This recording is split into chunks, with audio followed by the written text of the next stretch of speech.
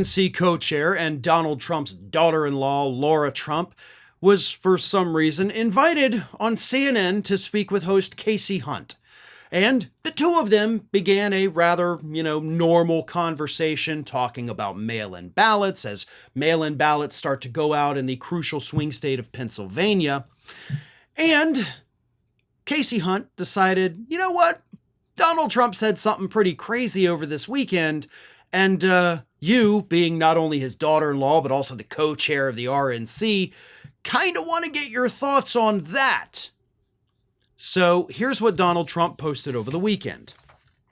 Here we go again. Where is the U.S. Attorney General and FBI to investigate? Where is the Pennsylvania Republican Party? We will win Pennsylvania by a lot, unless the Dems are allowed to cheat. The RNC must activate now. And he claims that 20% of the mail-in ballots in Pennsylvania in the 2020 election were somehow fraudulent, which of course is totally not true. And he based that off of something he heard in a Tucker Carlson interview, which of course was obviously not true, but Trump saw it, decided to run with it. So Kasie Hunt was like, hey, by the way, while you're here, let me ask you about this. And it was at that point that the interview kind of went off the rails because Lara Trump had no response whatsoever when asked to defend her father-in-law and her party's nominees' comments. So here is the entire exchange of Lara Trump humiliating herself and unfortunately having to admit that maybe her father-in-law is lying about it. Take a look. Lara, I also want to ask you about something he posted recently on Truth Social, where he actually called on the RNC, the organization you're a co-chair of, to activate now. And this was around mail-in voting. He said, he was quoting Tucker Carlson here with an election expert, that 20% of mail-in ballots in Pennsylvania are fraudulent. Here we go again. Where is the Attorney General, the FBI to investigate? Where is the Republican Party in Pennsylvania? The RNC must activate now. Now, in August, the RNC, your RNC, and the Trump campaign launched a Get Out to Vote tool where Pennsylvania voters can request a mail-in ballot directly. Is the former president saying that Republicans in Pennsylvania should not ask for these ballots?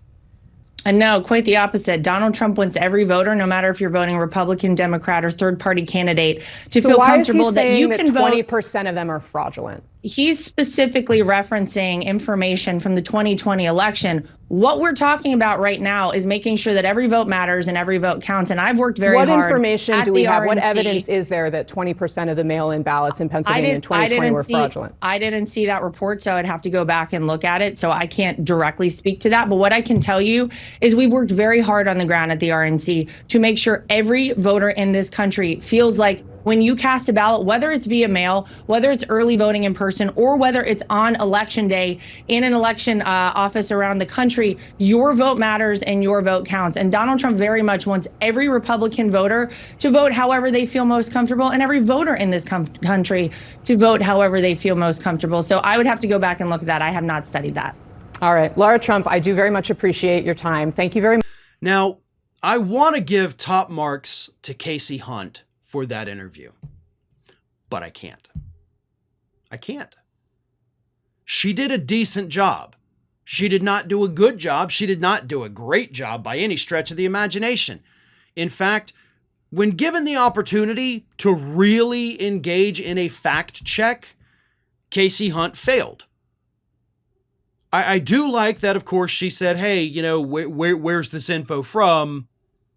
But it's not enough to say, hey, show us your evidence if you're going to make these claims. I do like that people do that because you do need to do that.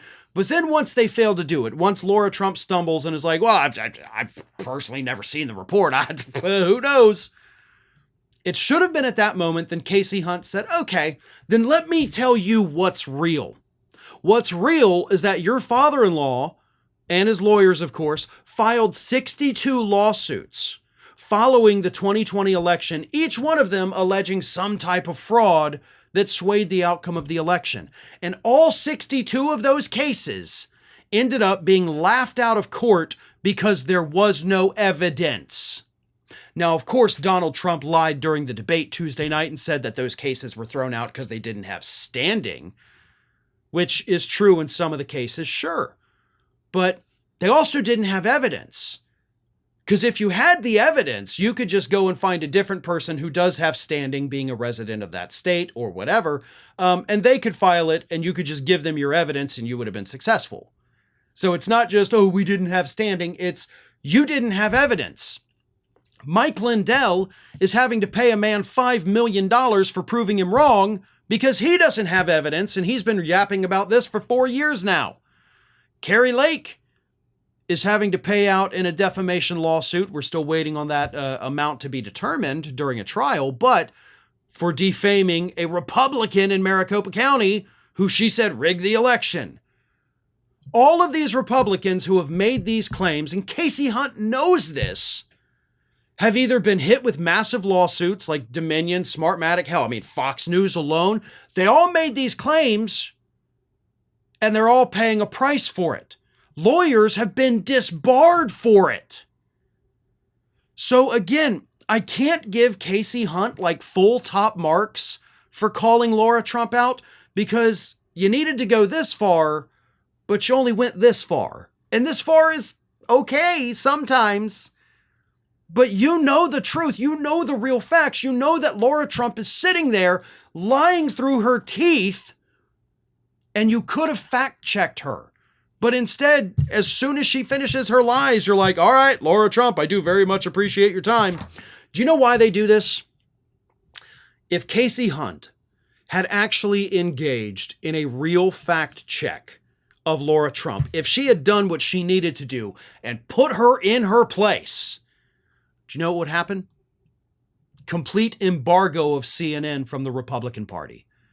There would be memos. Lara Trump is never coming back. Whatley's not coming on. Trump won't do any things with you ever. And no Republican candidates. We don't want any of you to go on CNN. Screw these people. They made me look stupid. That's what the memo, well, the memo wouldn't say that part, but they would tell the entire Republican Party, boycott CNN, no more appearances. So I understand to a degree why Kasie Hunt couldn't go scorched earth against Lara Trump. I don't agree with it. I think it's stupid.